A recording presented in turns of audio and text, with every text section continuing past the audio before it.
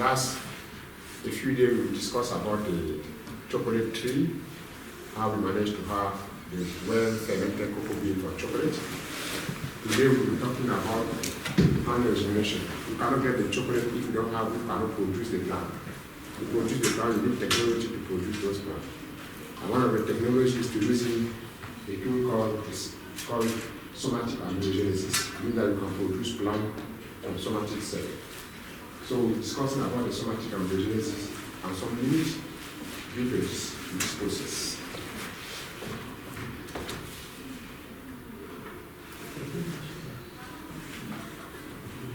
So as an introduction,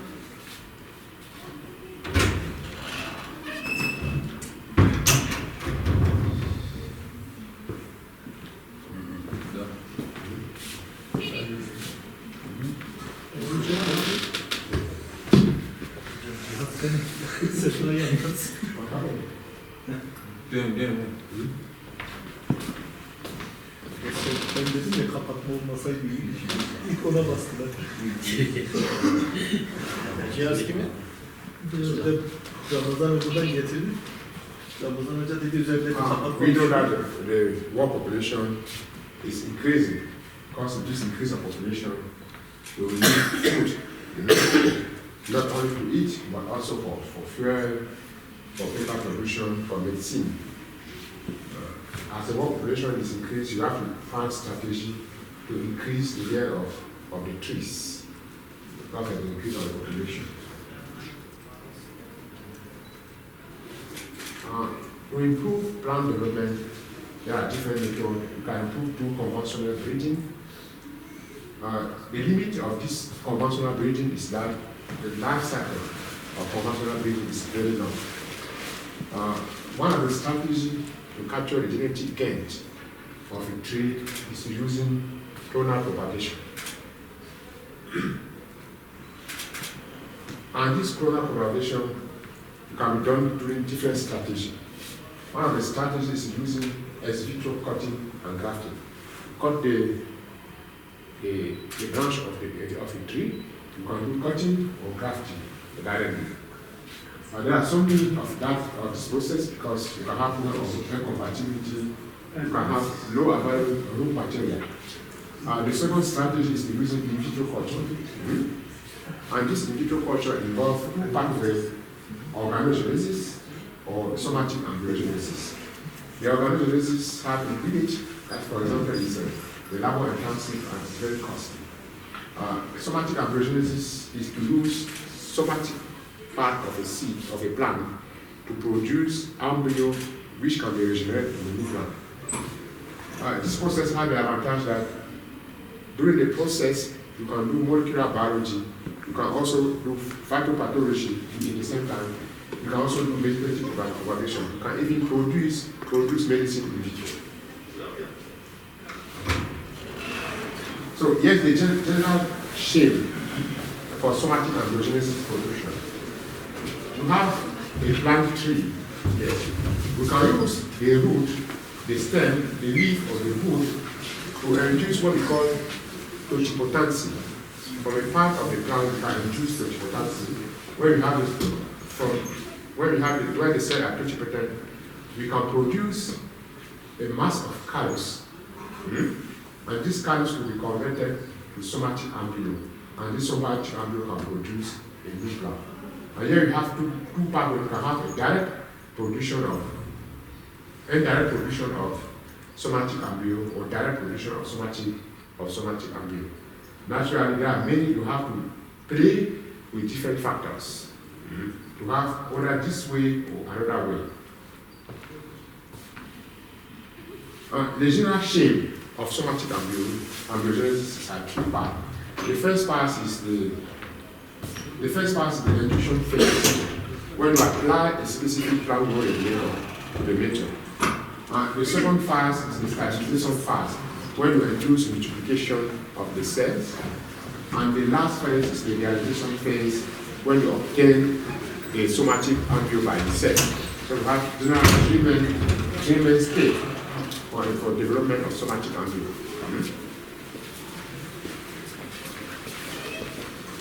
there are different factors that control the somatic embryo. The first factor are structural factors that depend on the S plan. The second factor are physiological factors, and the third factor are gene expression. If a gene is not expressed, you cannot have a somatic embryo. So we have 3 main steps, and you see we do the step because it is very, very, very tough to reach it is very, very tough to obtain the plan at the end of the process. So as structural factors, some are examples, you have the microtubule organization inside the cell can influence the aptitude of an S plan to produce somatic embryo. We have the physical isolation of the somatic embryo, means that the surrounding environment can influence the aptitude of S plan to produce somatic embryo. And we have the communication between the cell plastic and the apoplastic pathway in the cell, which can influence the aptitude of producing somatic embryo.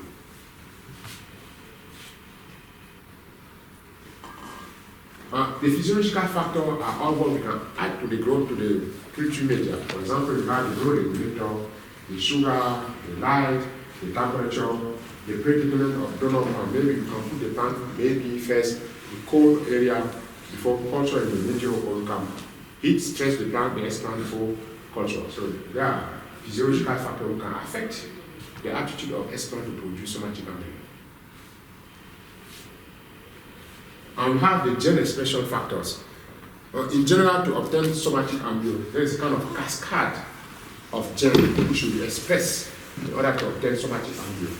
So in general, auxin as a growth regulator is the main growth regulator who induces the process. We have auxin and we have also calmodulin.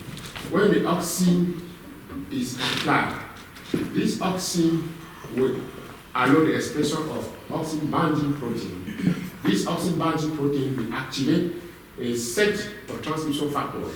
For example, NEC2, BBM, and FUSCA, which are most of the genes involved in the expression of somatic embryo. Another pathway is that calmodulin can also activate the gene expression through the cell gene. All these activities, all the gene expression, with this cascade, will induce phosphorylation cascade. And at the end of the process, we can see the production of LTP, which is a lipid transfer protein, which will protect the membrane of the cell, and the callose will isolate the cell in the surrounding environment. And then also the IgG, which will produce the energy necessary to the cell to express it as a somatic embryo. So at the end of the process, we have the somatic cell which is isolated from the rest of the environment. So there are 2 cascades of gene expression. We have the auxin pathway through the leg, and we have the calmodulin pathway, which will induce all the cascade along the production of somatic embryo. We go back to our first step, the clonal propagation. Always permit large production of reproduction image, but in some cases, the process is very tough. For example, the labor input is very tough. It is very tough. You need to change the major every 2 weeks to 3 weeks, and it's sometimes very, very expensive. And with clonal propagation, it's sometimes difficult to synchronize the production of the plant. That is just some limit of the clonal propagation. Synthesis of artificial seed allow gene plants conservation. This is what the necessity of somatic embryo. The somatic embryo will allow synthetic production of seed. And here we have some example of plant, the tropical plant, which up to today are very, very well, where somatic embryogenesis are very well developed. We have some coffee, we have palm tree, we have cotton, we have cocoa naturally, where somatic embryo is today applied.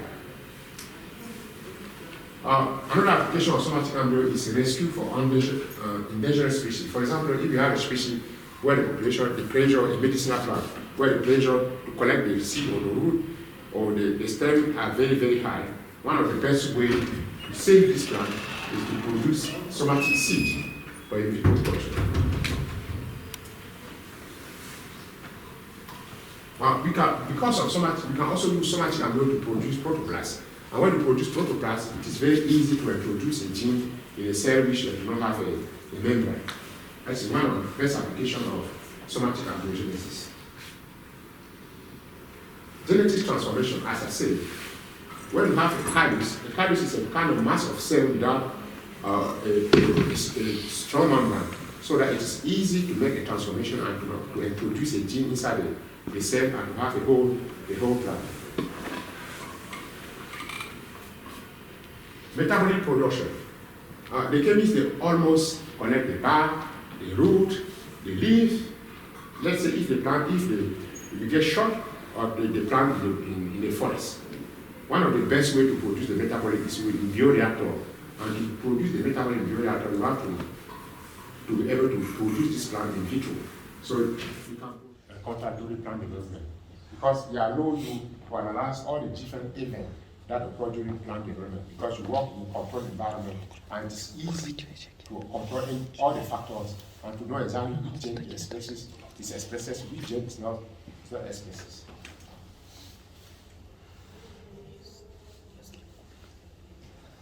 The commercial aspect of somatic embryogenesis is that it is a low-cost production when compared to plant regeneration, where you have a non-synchronized system.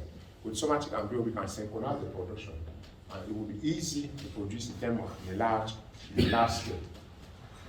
And the somatic embryo is not intended to solve the problem of the farmer, of a classical farmer, because they have a cost. The somatic embryo work well with industry. If an industry wants, let's say, 1 million pounds of cocoa tree to establish a farm, instead of picking around the world, one plant, and you will never have the 100 hectares, it will be easy for the industry to produce the plant by somatic embryo because you can control all the steps of the production and you know what is planting.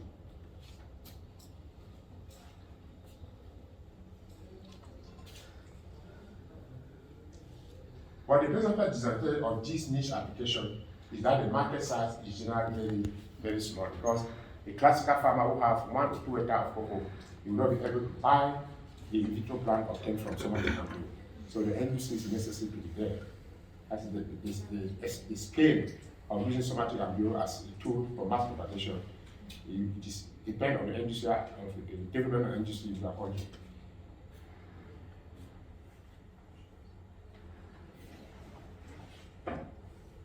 Many biological parameters affect production costs.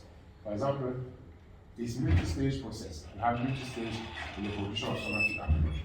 This multi-stage increases the cost of the development process.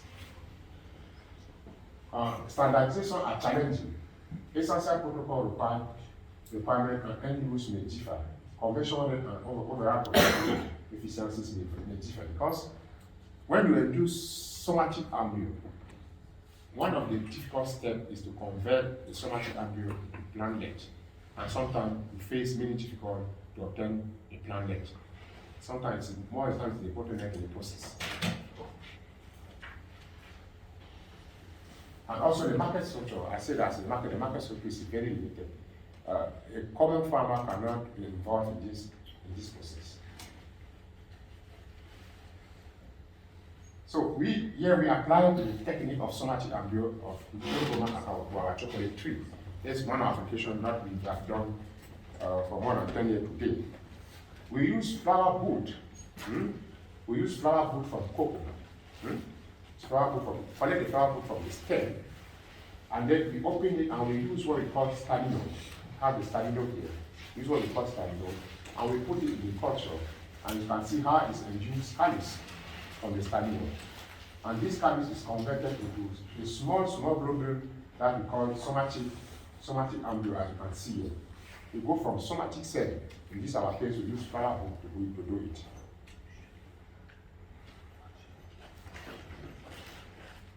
These are what we call primary somatic embryogenesis because we use the flower wood directly from the plant, and we obtain what we call primary somatic embryogenesis. We can use the primary somatic embryo to obtain what we call secondary embryos. Why? Because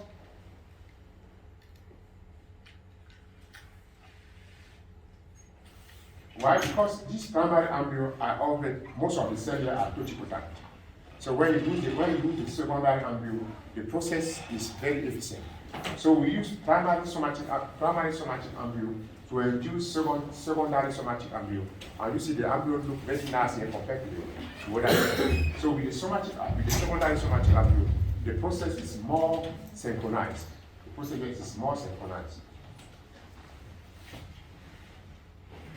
And we use bioreactor to mass production or scale up the production of somatic embryo. Because when you use solid media, the process is very costly. You have to make replication every 2 weeks, every 3 weeks, and it's very hard work. It's very hard to do. So we developed a bioreactor together with Gelen. In a bioreactor, you have here the media compartment and the expand compartment.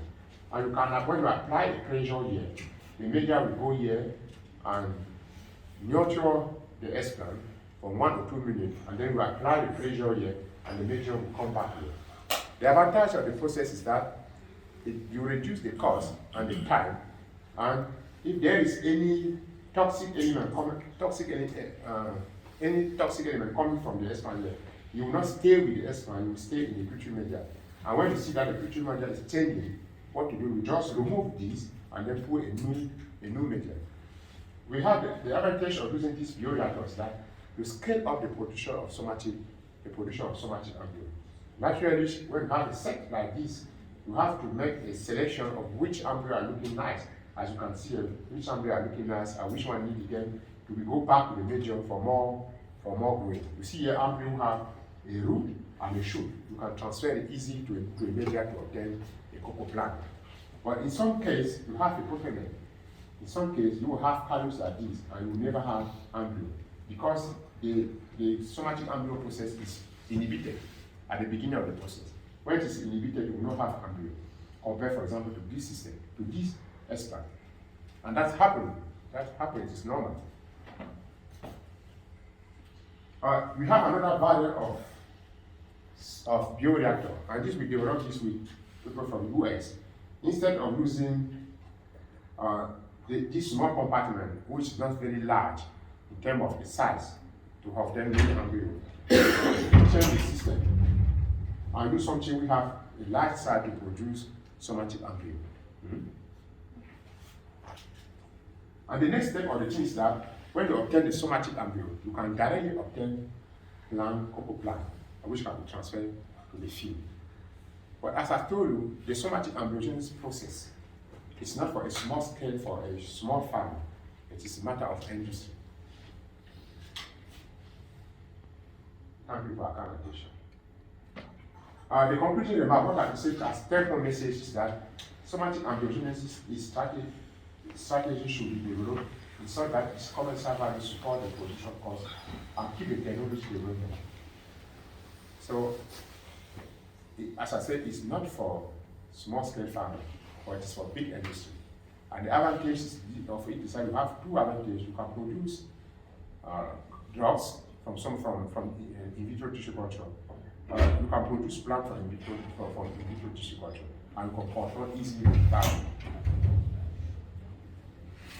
Temporary immersion system in bioreactor seems to be the key strategy to maintain this balance, because with temporary immersion system, it is very easy to control all the production system, because the labor is reduced and you can easily control the contamination when it happens.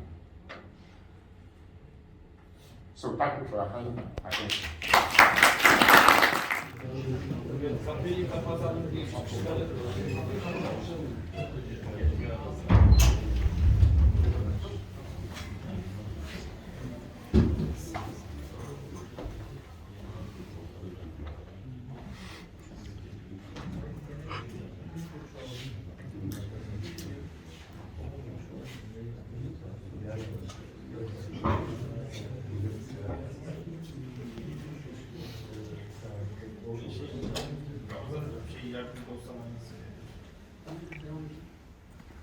This is working or not? Okay. Okay. Now it's okay. Yes, now it's okay. So, good morning, everybody. So,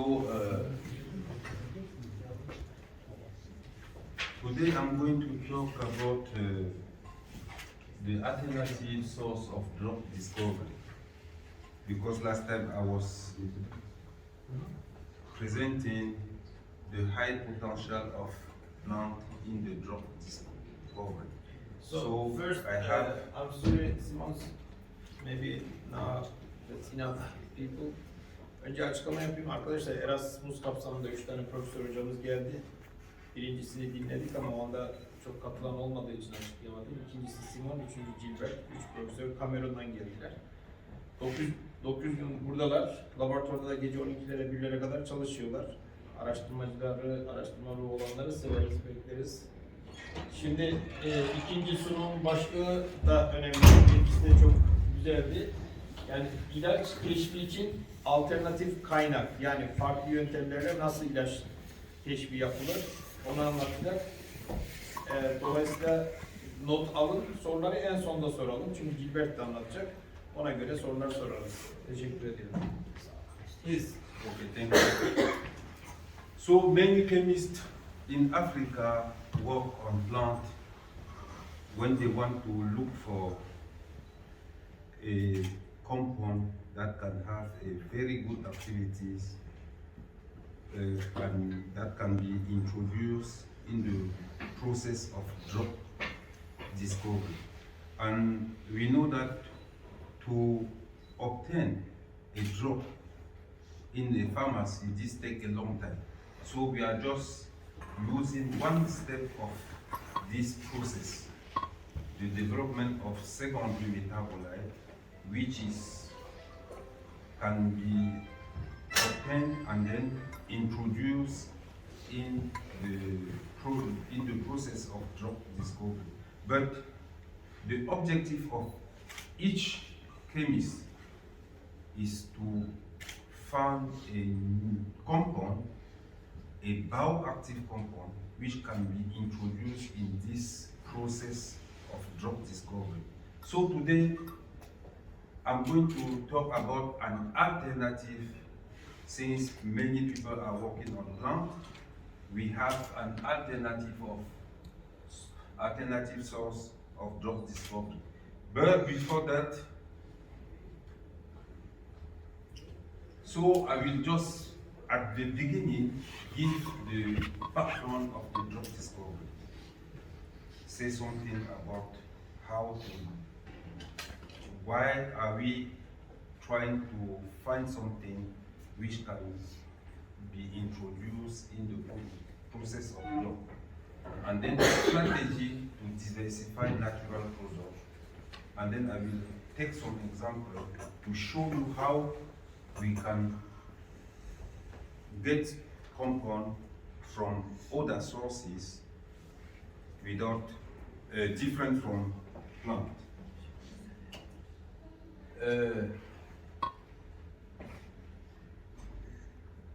So in 2000, the United Nations member adopted a resolution defining the Millennium Development Goals. And one of the 8 goals of the United Nations community was to fight against diseases with high morbidity. This resolution naturally solicits the action of public institutions like this university, but also a scientific voluntarism to the discovery of new drugs. And because the health system of the world population is closely related to many parameters such as economical, social, political factors, but also, more importantly, the emergence of new infection diseases. The resistance of many drugs available in the market, and the availability of the existing drug. So we have a drug, but the problem is that sometimes we don't have sufficient drug to serve all the population.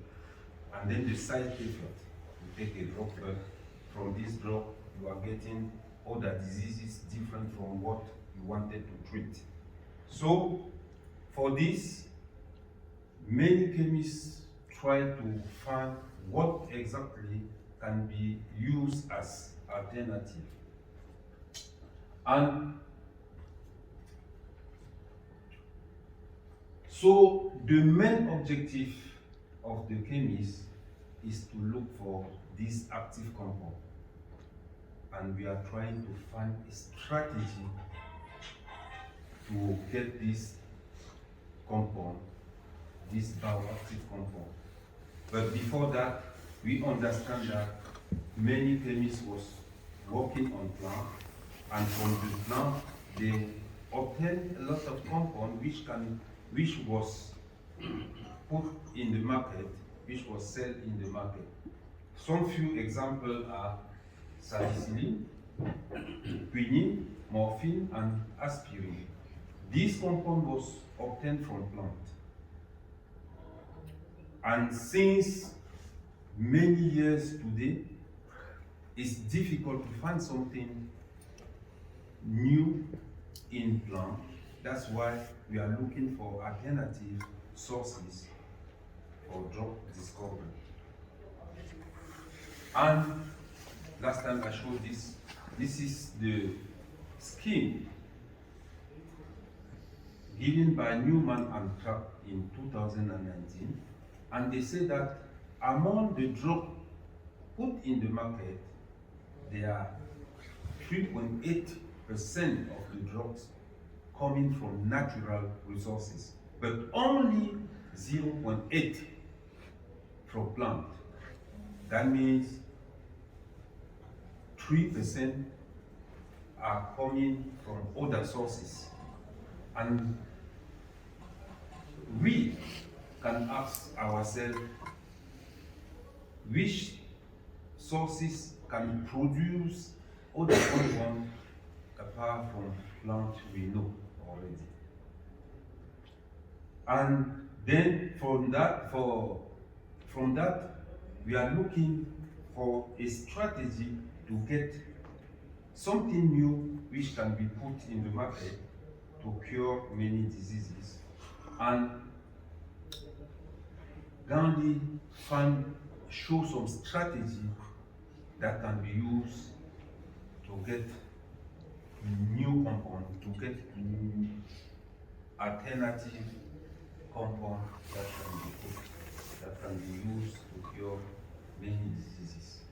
And you can see from their strategy that they start with natural resources. You can see there are still plants, animals, and other sources. But they think that to diversify the secondary metabolite in these natural resources, we have to modify the parameter to use, for example, the light, culture the plant or culture natural resources in a specific area, in a specific condition, to get a very good compound, a lead compound that can be used as a drug. And so, from that, we thought that only using plant is not sufficient to get a very good compound that can be put in market, that can be used to cure the emergence diseases we are facing. So, the new strategy of drug discovery we are using in our lab now is another strategy different from the plant people are using as starting material in their work. And the main reason being that most of the plants have been investigated for their chemical constituents. So many plants already have been studied. Many plants, several plants, and it is very difficult today to find something new in plants. This is one of the reasons. The second reason is that it has been scientifically proven that the endophytic fungi will produce the same compound, the same class of compound as their host plant, and very small portion of plant material is needed for their isolation. So we can try to find the same type of compound produced by plant by using a small part of the plant to obtain a fungi or to obtain a fungus which can be cultured which can be cultured and then produce the secondary metabolite. And again, we interview some researchers, and for many researchers, they say that they think it is difficult to isolate novel compounds in plants. Many researchers say that, and they say from endophytic fungi and other fungi, we found exotic compounds which will interest in Wabo activity. And some of them are arranged in a completely different way from those found in plants. The different pattern of constructions, this means molecular structure, can lead to totally different mechanisms of action. So, since we are using plant to get compound, the endophytic fungi obtained from plant can also produce almost the same compound or produce even better compound with a very complex structure, and this complex structure can help to give a different mechanism of action in the body, and from that we can find a new compound with new Wabo activity. And this is the strategy we are using to get compound at the end. So from plant, instead of using the plant in the work, we collect a small part of the plant and then found a very good food for fungi, and put the small part of plant on that food. When they start eating the food, we catch them. So we find this strategy to catch some endophytic, some fungi. And then when we obtain this fungi, we first do the pre-screening. The pre-screening is that we obtain a lot of fungi, and from the pre-screening, which is to do the small culture, and after this small culture, we measure the different compounds produced by the fungi to see which fungi can produce more compound than others. So we do this small culture to select the fungi, and after that, we do the large culture. And from the large culture, we do the extraction, and we do the large culture, and from the large culture, we do the extraction and obtain the extract, which can be similar to the extract of plant, but sometimes not.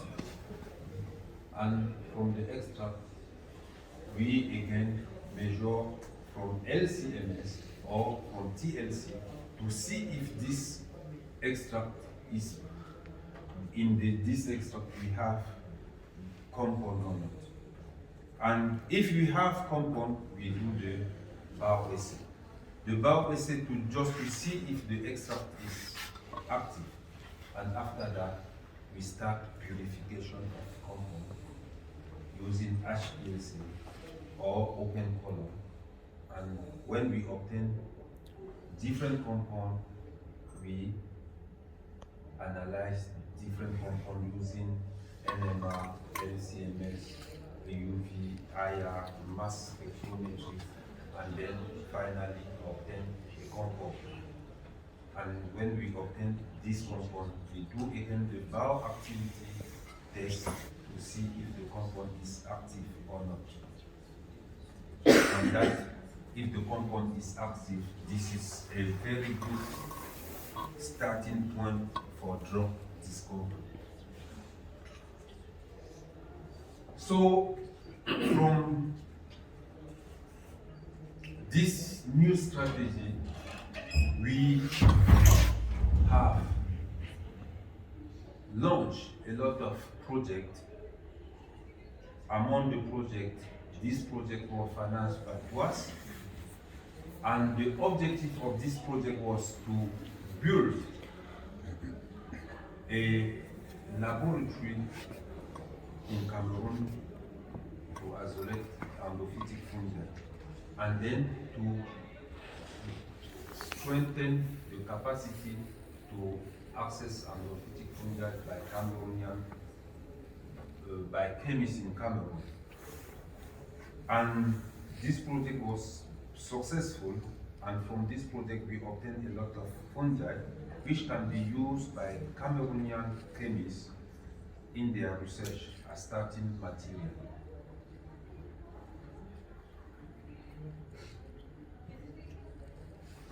These are different fungi we isolated from different Cameroonian plants. And our first student who started this project was Miss Elodie. She started the project and we isolated a lot of fungi. And from this fungi we found some new species and some new genus. Almost 6 new species and 1 genus of fungi. And as you can see here, this is in the lab. We are still working on the strategy to see how to perform this work.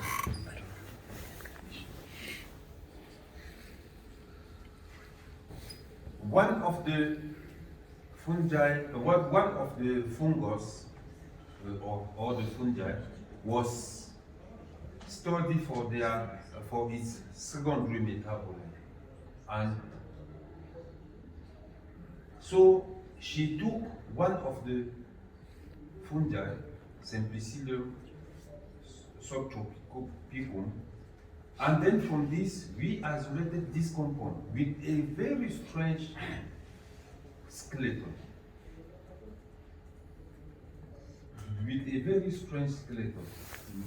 Unfortunately, since we was looking for the antimicrobial compound, this compound didn't show any activities, but show some cytotoxicity effect. Again, it's one cell line, so maybe we can still doing some bioactivity, some tests to see if this compound can have more bioactivity in other tests. The result was published in Antibiotics. This is MDPI journal. This was in 2020.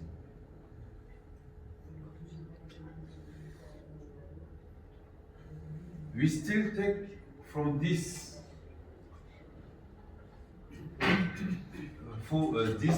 isolated fungi another fungus called Diaportbrenia, and from this fungus we isolated a lot of compounds. And these are the structure of this compound. You can see that the structure of the compound from fungus is very, very different from different structure found in plants. And that's why we say that this type of structure can bring a different mechanism of action during the bio test. So we found a lot of compound, again, by working on this dipole brain. And the same lady worked again on another dipole, but this is the same. And this one was published in Makoki. This is the result, the previous result, which was published in this journal. This is an international journal. But she's no. I think this guy, Yusuf,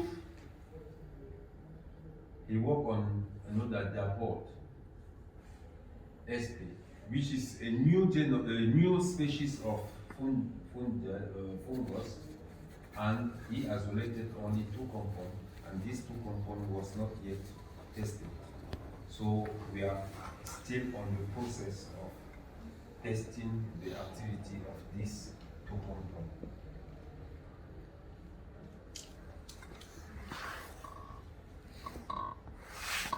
So this is what we say, we have an alternative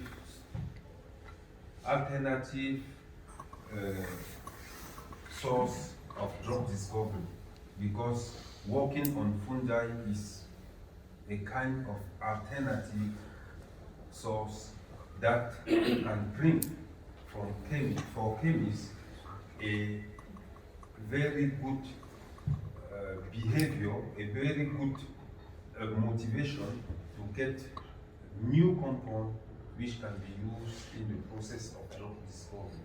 So since we are still at the beginning of this process, we think that we will go very far in this work.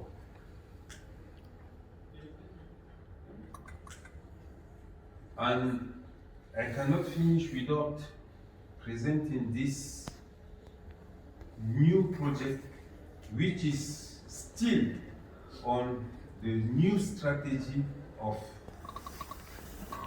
finding new compound which can be used in the process of drug discovery. So the project is called Center of Competence for the Study of Antimicrobial Natural Products from Fungi. So this project is to find different natural products from the sheet of animal, of wild animal. And we think that from the sheet of wild animal in the forest, we can find some fungi which can produce a very good compound with good activity. And this project was financed by Alexander von Humboldt from Germany. And for this project, we have a lot of collaboration, and we think that we will include now this university in the collaboration of the project, because you can see that we have this center, Helmholtz Center of Infectious Disease in Germany. We have the University of Champ in Cameroon, University of Bamenda in Cameroon, and in Benin we have also this center. People from Italy in this collaboration.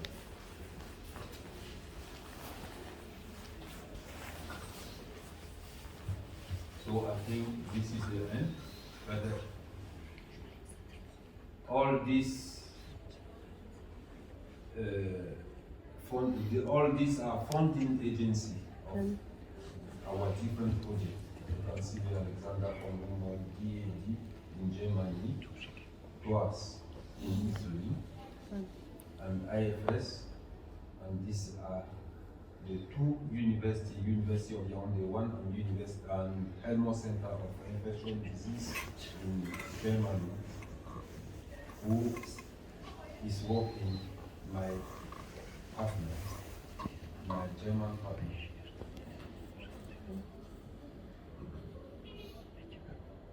So these are some pictures. This is my laboratory.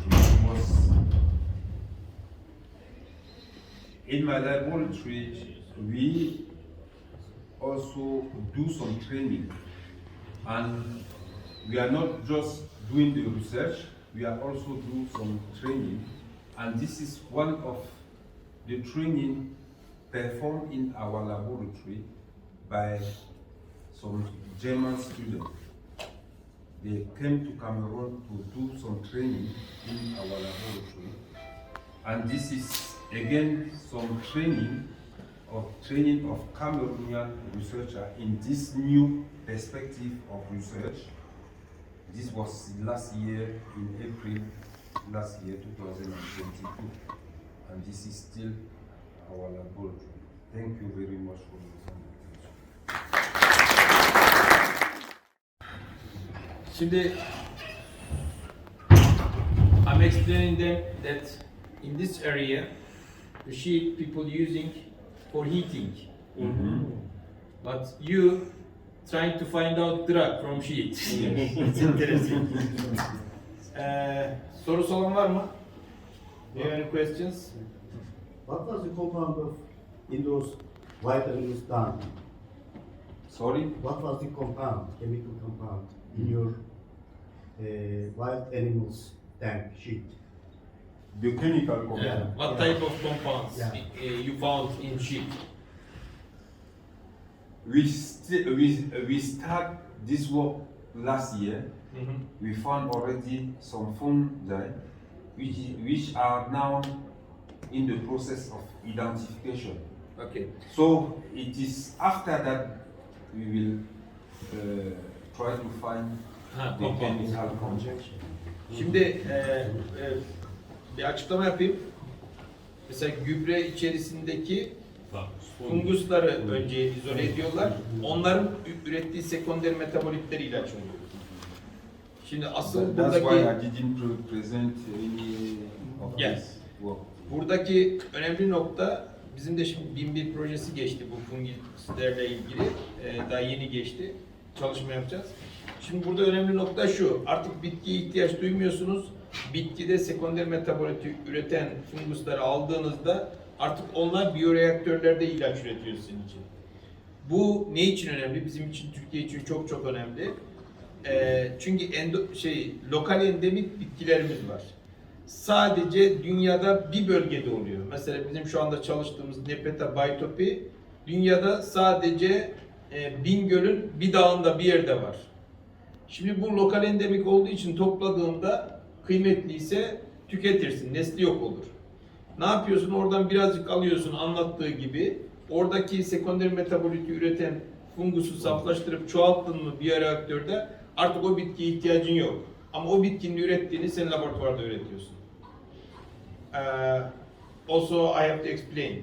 If some of the plants in local endemic, it's very important. In this case, you don't need to use these local endemic plants always to get the secondary metabolites.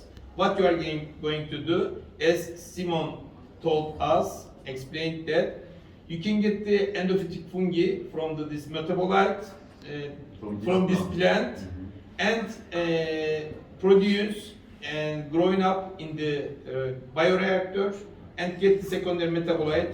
You don't need anymore the plant. So that's very important. Thank you. Hocam ben de ama şöyle bir şey yapmak istiyorum. Ramazan hocam da herhalde şey yapar. Yani ortamda belki bakteriyle bu sekonder metabolit taşınacak. Belki ne bileyim bu bakteriyofajlarla taşınması gereken funguslar tek başına yeterli olduğunu düşünmüyorum o noktada. Hani bazı bitkiler veya bazı sekonderler için olabilir ama genel çerçevede sadece bir fungus da bunu çözemeyiz. Şimdi şöyle, benzer şeyler yapmaya sunumda çalışıyoruz. söyledi. Taksol şu anda dünyada kanser için kabul görmüş en çok satılan ilaçlardan biridir. Bu Taxus baccata denen bir ağacın kabuğundan ilk keşfedilmiş, 20 yıllık bir serüven neticesinde ilaca dönüştürülmüş.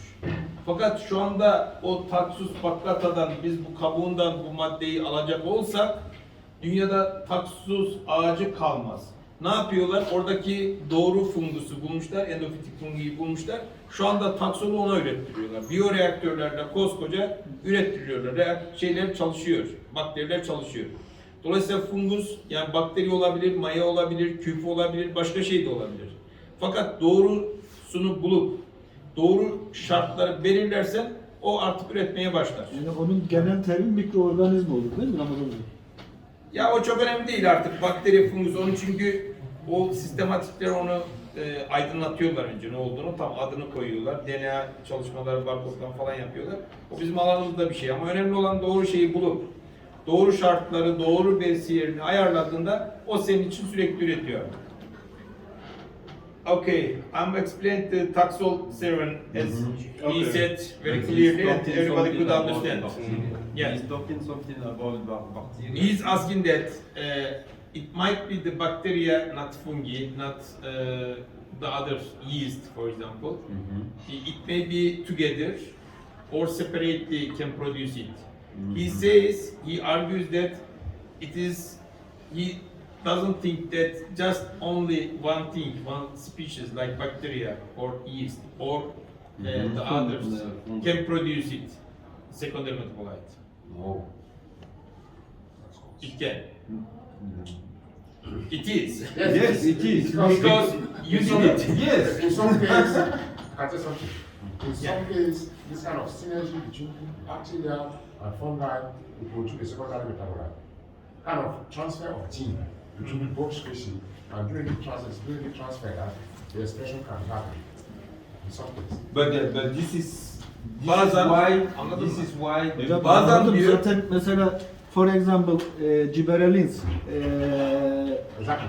derived from fungi but The gene the is coming from pronin bacteria. derived from bacteria. From bacteria, yes. Because there was kind of gene right. There's have a gibberellin, which is a fungi, but there's a part of gene Gene. from yes, bacteria transferred which from transferred to the to the fungi. Fungi. Yes.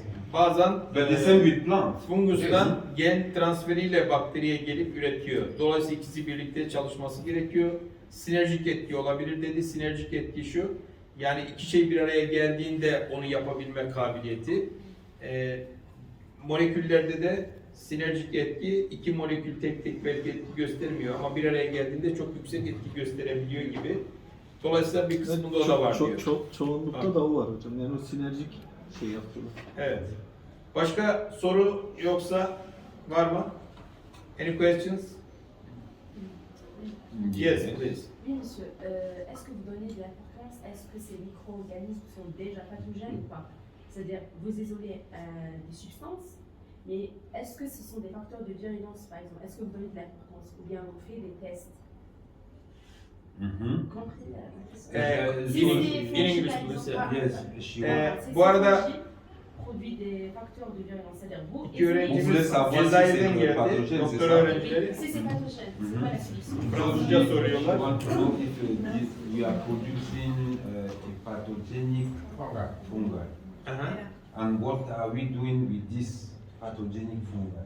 But most of these fungi are not pathogenic. But we are taking care about these things because you should protect yourself when you are working on fungi until you obtain the name of the fungi and see that it's not pathogenic. If you don't know the name, it's better to take care of yourself. Yeah, Si sometimes- c'est pathogène, qu'est-ce qu'on va faire? We just destroy. I found once a pathogenic. How do they test that it is pathogen or not? No, we saw we identify and then get the Yes. name. If- And from the name you can directly know if it's pathogenic or not. If you identify it Mhm. and it is unknown, Yes. then how you are going to study for the pathogenicity? How do you check? But this is not our work, but it's the work of our partner.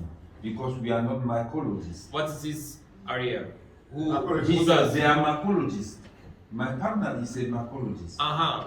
So they So can he is, say, this they can is tell you his that work. it is Yes. He's the one who pathogenic or tell- not. Yes. Okay, very good. Et c'est elle produit des substances nécessaires, des très importantes substances. Mhm. Qu'est-ce que tu dois faire? Diyor ki But- yani patojen mi değil mi? I'm onu not nasıl going to- anlıyoruz diyor. Hı. I'm not going to work on a pathogenic fungi No, because it's- even if the pathogenic fungi produce a very interesting compound, Still doesn't work. no, I will not work because Okay. I can die by Yes. Ah, You okay. can contaminate Şimdi- the whole country Country. because you are working on the vaccine. So, Şimdi Cezayir'de I will öğrencimiz, destroy.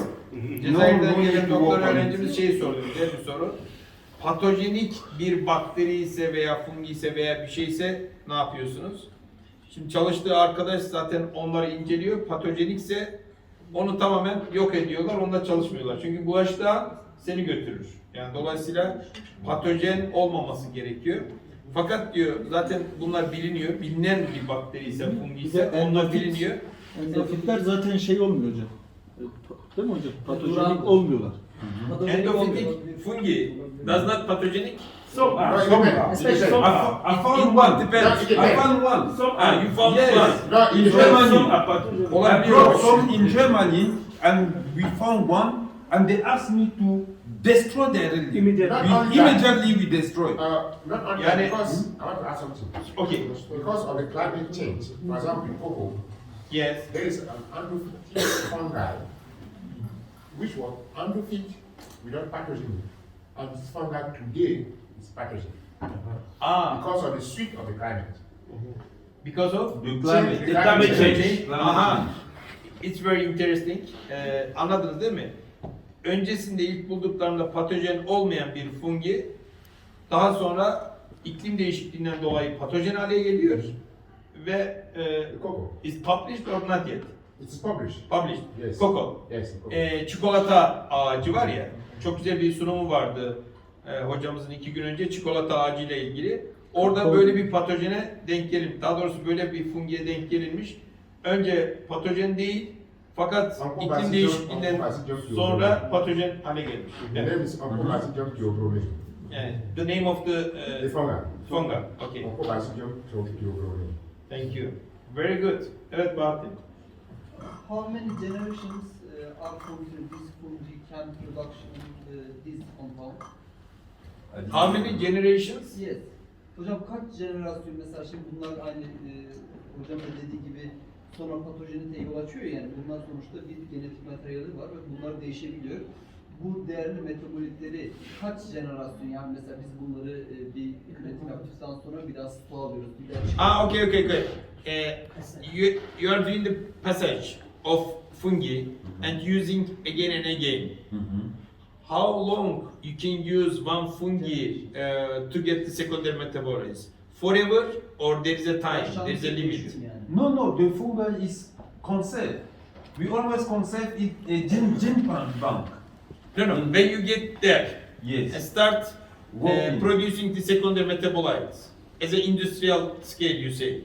Yes. Is it possible forever? Yes. This fungi produce. Yes. If you respect the condition, Yes. you will get the same compound forever. But you Keep can also in a freeze if you are not going to study. Keep it in the freeze in the freezer freezer minus 81.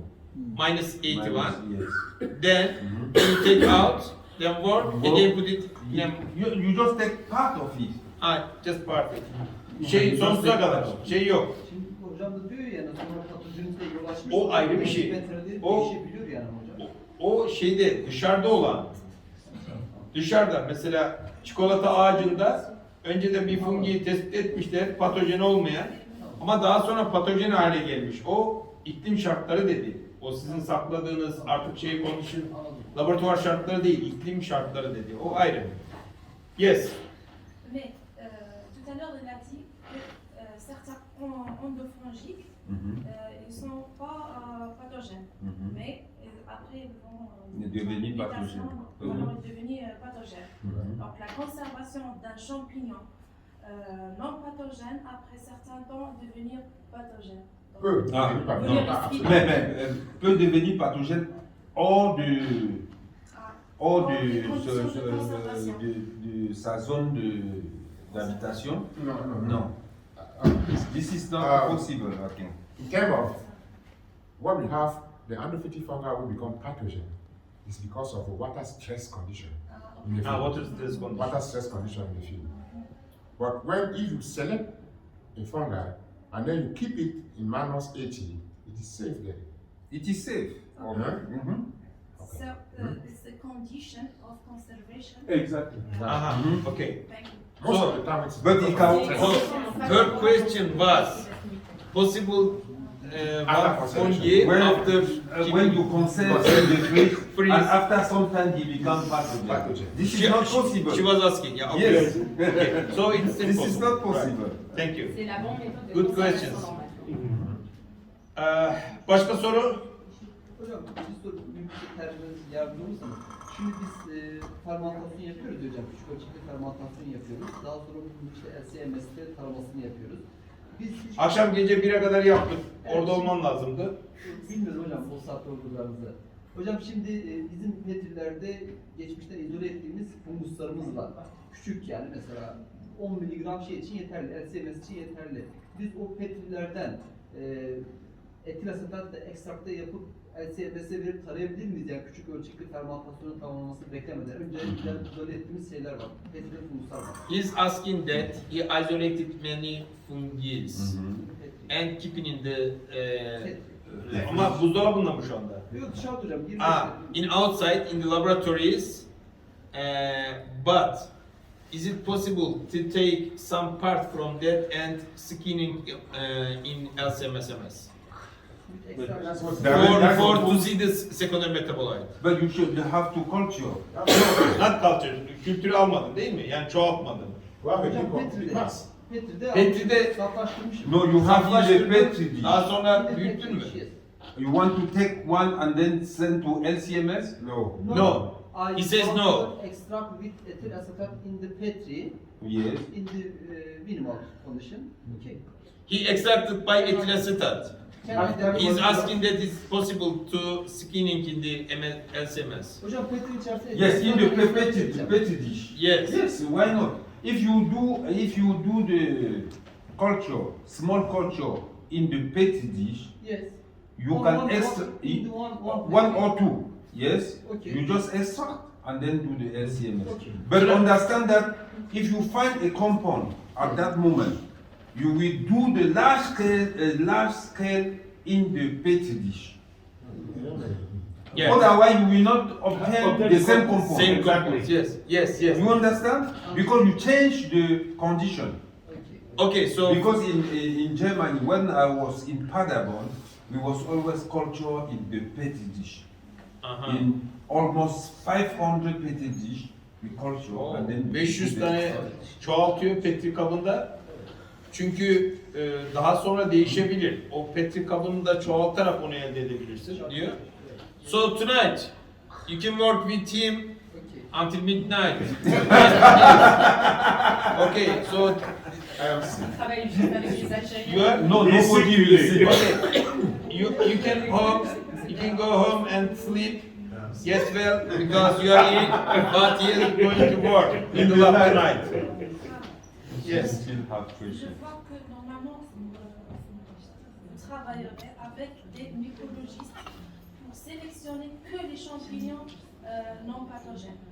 Ça veut dire qu'il faut créer des critères de choix, le meilleur pathogène, le meilleur champignon qui n'est pas pathogène et sauver la production de la substance. But it's very difficult to find also a pathogenic fungi from yes. I found once, this was in 2018. All after that, I didn't find any pathogenic. And we isolated a lot of the microbiome from the cattle, from animals, from the microbiome for what comes from out. So we are expecting them to have pathogenic fungi. Because, for example, if you take your sheet, we are expecting them to have pathogenic fungi from the sheet you remove.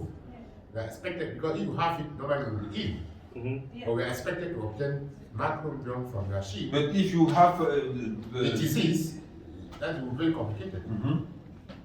Because if you isolate the fungi from the sheet, Okay. that means this fungi cannot be pathogen. We are expecting If from- fungi was pathogen, Yes. that means the animal will Die. Die. Die. Yes. Okay.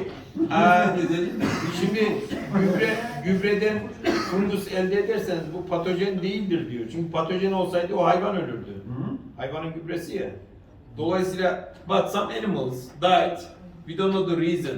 Yes. Could be the But if they die, they will not shit again. no. The question is Need the shit before dying.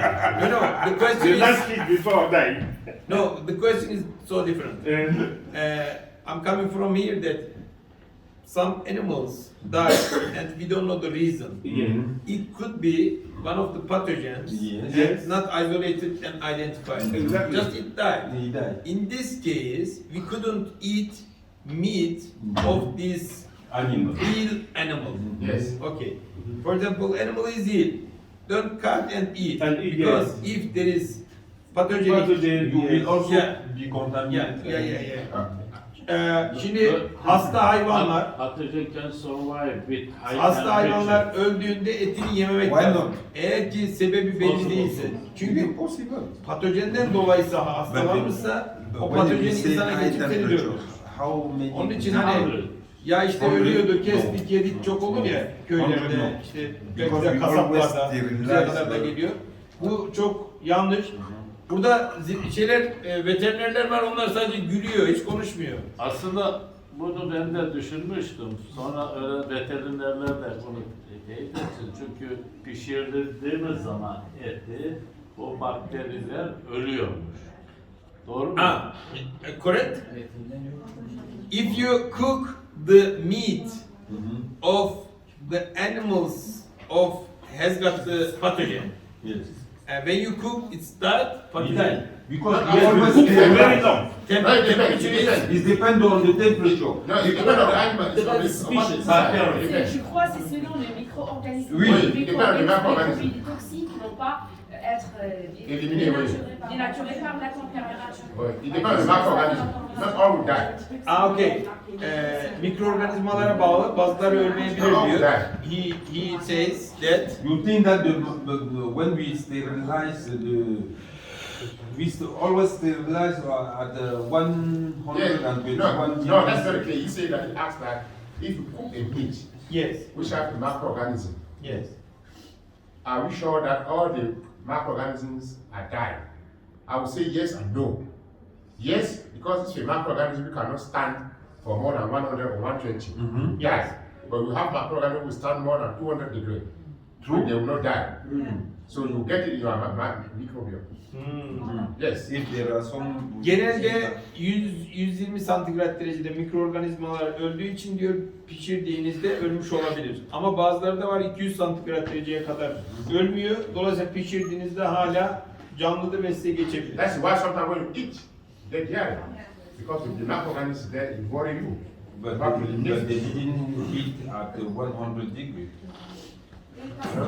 Okay. Okay, one more question. Mais certains, pardon pour le français, sorry. Certains champignons, comme l'a dit monsieur, détruits par la chaleur. Mais dans certains cas, ils dégagent leurs toxines, par exemple les aflatoxines. Donc Les pas dégradées par aflatoxines. c'est pas le champignon qui va tuer, mais c'est Le composé. Voilà, c'est ça. Yes, Yes, I understand. So normally, we when we heat, Yes. the microorganisms will die. But before that, they produce Can some release secondary toxic metabolite, toxic compound. Aha. And these toxic compounds they remain in the meat. Yeah. Yes, Big problem. this is the reason. Il y a des Right? micro-organismes qui produisent son toxine avant de se... Avant de mourir. Oui, oui, non, Diyor ki ça c'est ölmeden bien. That's önce- very good. Brûler aussi. Très bien. Ölmeden önce bazı mikroorganizmalar sekonder metabolit üretmiş olabilirler. Bu dediğimiz ilaç etken maddesi. Bu da toksik olursa kendi ölse bile artık o yiyeceğiniz şeyde o toksinler olduğu için o maddeler yine sizi hasta edebilir. Yani dolayısıyla mikroorganizmanın ölmüş olması siz bundan kurtulacaksınız veya hasta olmayacaksınız anlamına gelmez. Ama hocam çoğu Good questions. Huh? Very good. Biochemist. These biochemists started asking the questions. Very good. Bien sélectionner les Hocam critères. birçok yani o sıcaklıkta birçok bağlantılar o sekonder metabolitlerin yapısı da bu. Yok o farklı bir şey. Sekonder metabolitler çok yüksek sıcaklığa dayananlar da var. Yani hidrojen bağları Hidrojen bağı hiçbir zarar vermez kırılsa da. Önemli olan şeydir. Kovalent bağlar kırılmaz mı molekül yapısını korur. O sıkıntı yani. Yani o yüksek sıcaklıkta o kadar enerjisi hocam. Var o Food Chemistry'de yayınladığım bir makale var. Onda var. Isıya dayanıklı şeyler. Biyokimya sorusu beklerken organik sorusu soruyorsun ama çok yanlış soruyorsun. Siz organik Öğrenciler var. Bu arada nasıl yaparsın? Okay. He was asking the question that Tamamlayıcı bir şey söyleyeyim mi hocam? bir de çevireyim de. He is biochemist and asking that when you heat, even though microorganisms produce the secondary metabolite which is toxic, but the secondary metabolite to high temperature will decompose. And I argue not always. Not always. Yeah. We are chemists, not And always. he says, we are organic chemists. We are expecting biochemistry questions, but you are asking organic chemistry questions. Stop! He says, we are inorganic chemists. Just ask biochemistry. Actually, it is not about me, about the just organic chemistry. It's also about the biochemistry. But it's a good question.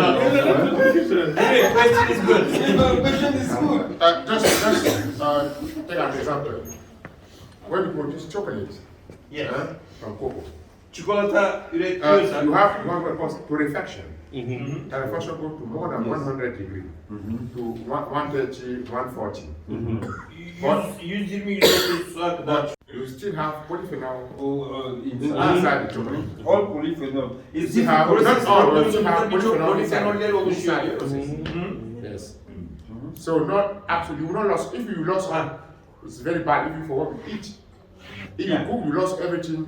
You will not get anything inside. 120-130'a kadar çıktığımız halde sıcaklıkta diyor çikolata üretiminde hala o polifenoller var diyor. Dolayısıyla onlar kaybolmuyor, özelliğini yitirmiyor diyor. Okay, thank you. We were talking about secondary metabolism. However, we find us in the biological conference.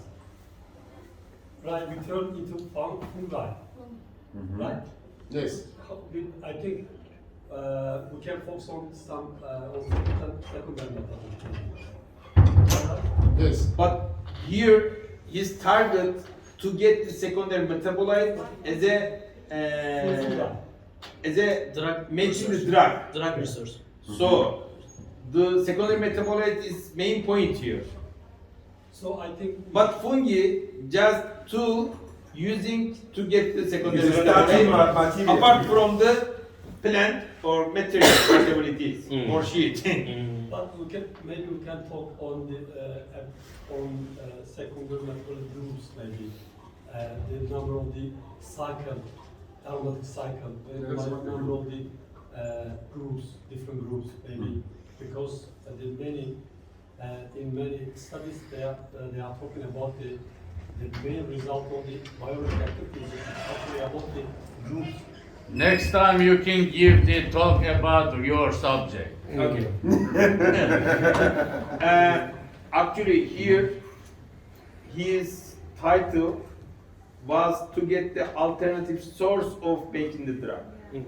So fungi alternative source. That he is clearly explained what he is going to do in the Humboldt scholarship projects in Germany for 2 years. Actually, it was very good. So your question, the answer for your question, it is something else different. It's nothing to do with his talk. Yeah.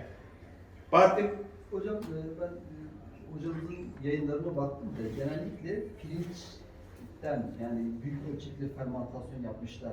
Pirinç kullanmalarının amacı daha ekonomik mi olması yoksa daha fazla üretim yapması mı? veya onlarda pirinç daha mı çok? Evet. He's asking that he checked your literatures. That's good. Perfect. Well done. And usually you used rice as a medium. He's asking why. Is it cheap? Is it you have lots of rice, or is there any reason? Rice is cheap, and then when you use rice don't contain any secondary metabolite that cannot be decomposed. That's maybe very important. Yeah. Pirinç sekonder metabolit içermediği için onun üreteceği her şey artık sekonder metabolit olacak. Oradan gelmeyecek ama aynı zamanda da ucuz diyor. But it's cheap maybe for in your country, but it may not be cheap in our country or other countries. But the main reason is it doesn't have secondary metabolit. O güzel bir fikir. Ne var ki şimdi? What did rice include? Nişasta. Secondary metabolite, no. It's a medium starch. It's just like potatoes. Potatoes. Like potatoes. Like potatoes. Like potato, you can also use potatoes. As a No, medium. no. Alright, the last questions we are getting from again. Only you are Potato include many secondary metabolites. Which one? Flavonoid as well. I know. Potatoes. Potato. That include secondary metabolites. Which type of flavonoid. potato? That's why we are selling in the literature. Company are selling PDA. PDA, potato destroys agar. Agar, yeah. To use for the medium to culture. That's correct, yeah. Yeah. Hocam bir şey daha. The last questions. Yes. Yayınlarda bir şey gördüm yine. Sodyum sülfat kullanıyorlar hocam. Sodyum sülfat diğer yayınlarda falan hiç görmedim. Bunu ben daha önce kendine sormuştum da bu etil asetatla beraber ortamdan su çektiğinde o su uzaklaşmak için kullanıyorlarmış da değişik bir bilgi. Bunu nasıl yapıyor hocam? Yani nerede kullanıyorlar? Onu Ramazan'a sor ya. O basit. Tabii. O sürekli organikçiler kullandı. Sen de şey gibi hata yapma. He's asking why sodium sulfite you are using to get the water out, and I said ask Ramazan. Yes, it's to get the water out. This is Sodium sulfate is drier. is drier. Drier. If you have a solution with water, With water, want to you remove use- the water, use you the just dry- put some salt inside. The salt will catch all the. Sodium sulfite has a capability of taking the water. Taking the water out. That's all. Mhm. Su alma That's all. kapasitesi çok There is yüksek. no thing Onu else. koyduğunda suyu hepsini çekiyor. Yes, Ramazan. Firstly, thank you very much for your fruitful presentation. Firstly, I want to make a correction. As you know, there are two kinds of animal diseases. Not all animal diseases transmitted to humans by any means. We call zoonotic disease and other disease. Only zoonotic disease can be transmitted to humans. This is a correction. My question will be about plant stress conditions. As you know, all plants produce secondary metabolite under stress conditions. Heat stress, water stress, salt stress, any other kind environmental of stress. stress. Do you think there is a relationship between secondary metabolite and endophytic fungi? Is there any relationship between them?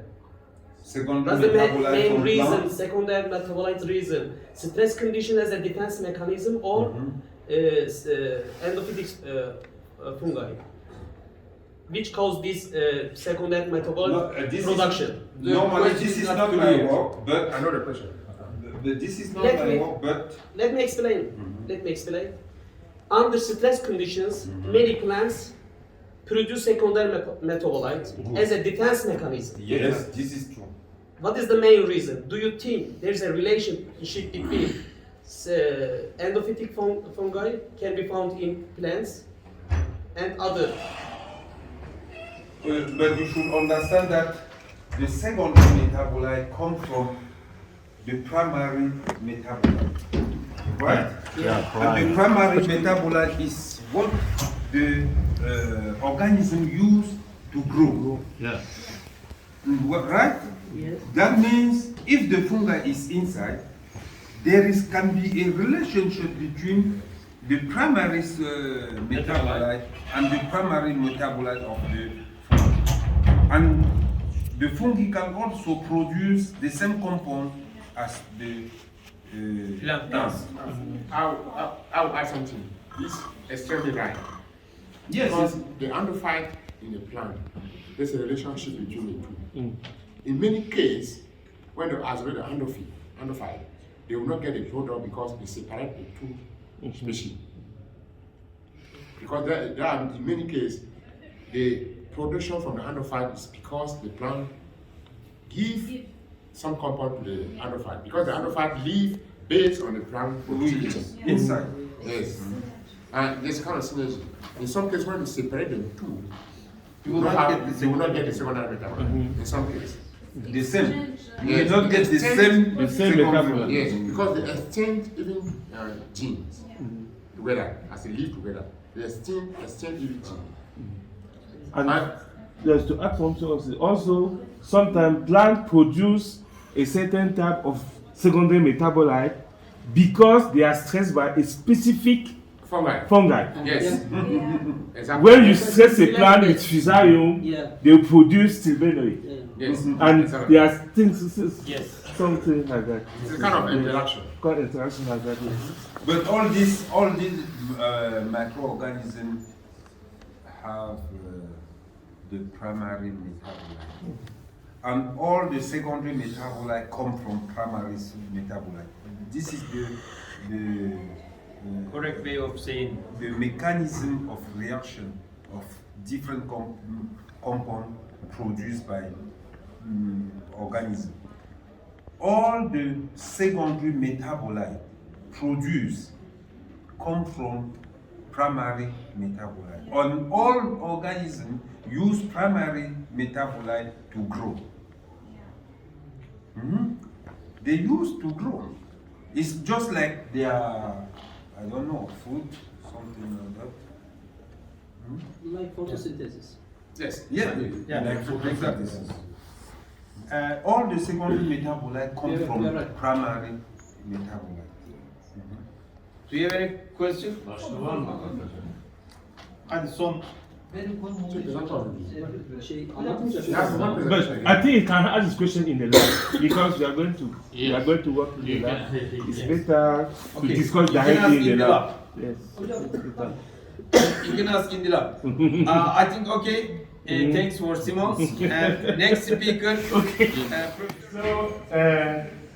I'm going to talk a little bit about the story of my stay in Chankri, how I used Cephades AX20 to obtain some phenolic compounds. This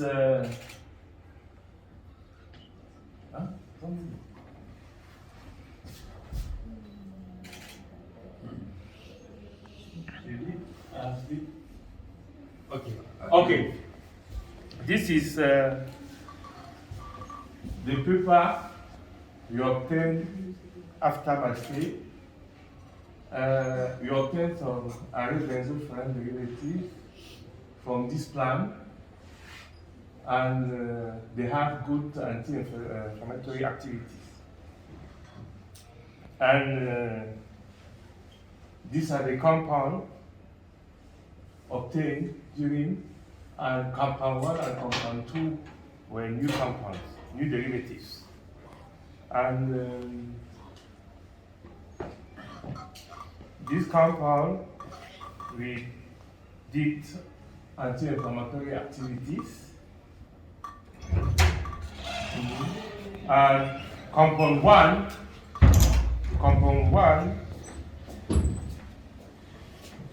this is compound 1 here.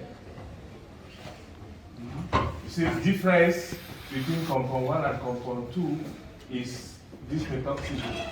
No methoxy group here. So this compound was the most active one. So compound 1 was most active one. So how did we process to obtain the compound? This is a process we did to obtain the compound. So we have the steam bath, we crush it, we extract, and then several chromatography. When I arrived there were no HPLC, no LCMS, just flash chromatography. So I used this flash chromatography. I started with flash chromatography, and after the flash chromatography, you see, use Kouam to Kouam, TLC to do the separation. But what was the problem? The problem is that sometimes you obtain a compound like this. When you do the TLC, you see that it is one spot. Single spot. But when you do the NMR, it's mixture. So what to do? So I worked for 1 month. I obtained this type of mixture. And then I asked Prof Ibrahim, I want to have Cefadex. Prof Ibrahim asked me, what is Cefadex? He did not know what is Cefadex at that time. So I showed a picture of Cefadex. Let me show you. I just go to internet and then I show him this. He called the company in Ankara, and the company said, okay, we are going to order in 1 month. I already spent 1 month. You have to wait 1 month again. I still have 1 month remaining. But all the compounds were mixtures. So I was having mixture. So what is Cefadex? Cefadex is used to separate compounds as steroid, terpenoid, lipid, simenoid, and so on. And so you can also use it to separate peptide. So this Cefadex is useful for both analytical and industrial scales for the preparation of closely related molecular species. So sometimes when you are doing the column, you have compounds with same polarity. You cannot separate them with silica gel because at that time you were using column with silica gel. So it was not possible to separate them because very same polarity. So they were always together. And so sometimes also you can use to separate just a isomer. And this is the structure of Cefadex. This is how it looks. And this is the physical characteristic. So you can buy it, it is sold in like this. And it is look like this. It is a powder, white powder. It looks like this. So to process Cefadex is stable in most aqueous and organic solvent systems. You can store it between 4 to 30 degrees. And when you want to store it in column, you have to put the solvent. You don't have to leave it dry like this. If you leave it dry, you will have development of bacteria and contamination on your Cefadex. So you always used to keep it in solvent.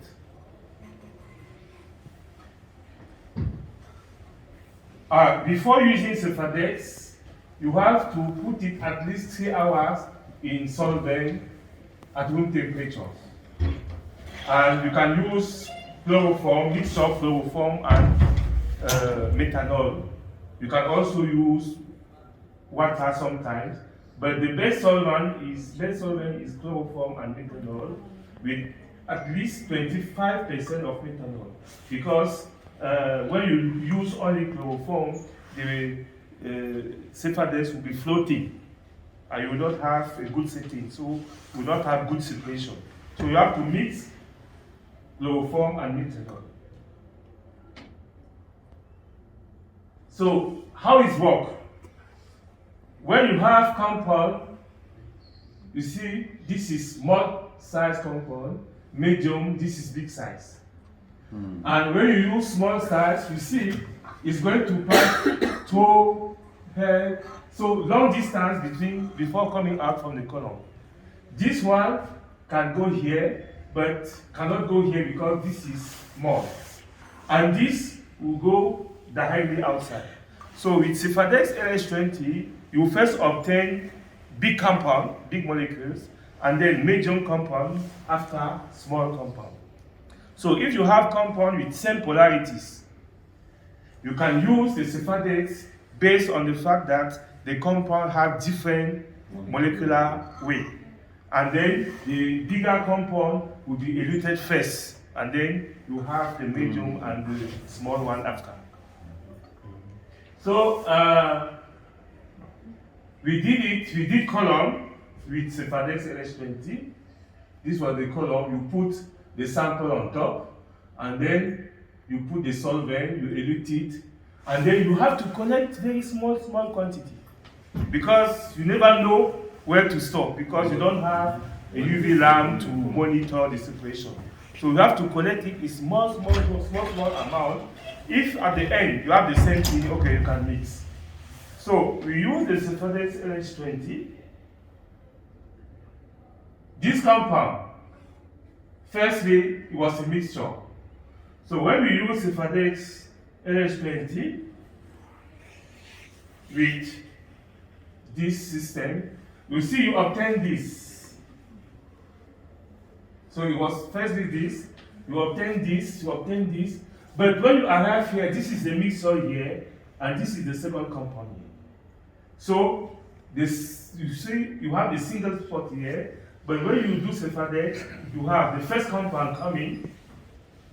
Here you have the mixture, and this, you see that the color here is different from here. This is very dark, but this is light. And the structure, these are the structure of the two compounds. You see that almost the same polarity. You see here the same thing, here the same thing, but here you have separation. This is so you have almost the same polarity, but they almost come at the same time. But the first one is this one, it's come first, and the second one is this one. And we apply it for, you see, we were able to separate from this spot. You have these two compounds, and this was one of the new compounds here using this system. We also apply the same system to obtain this. This is let's